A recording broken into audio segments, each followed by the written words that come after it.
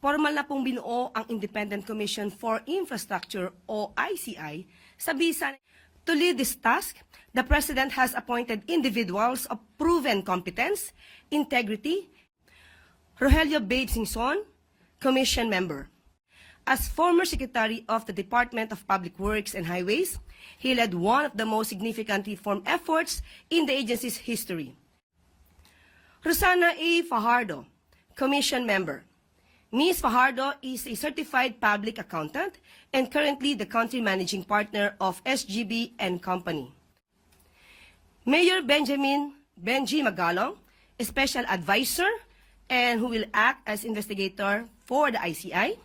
The Commission has been granted broad investigative powers, including the authority to issue subpoenas, recommend the filing of criminal or administrative cases, coordinate with prosecutorial and disciplinary bodies, and request relevant documents such as books, contracts, bank records, and other materials needed for its investigation upon proper request or representation to the appropriate authorities.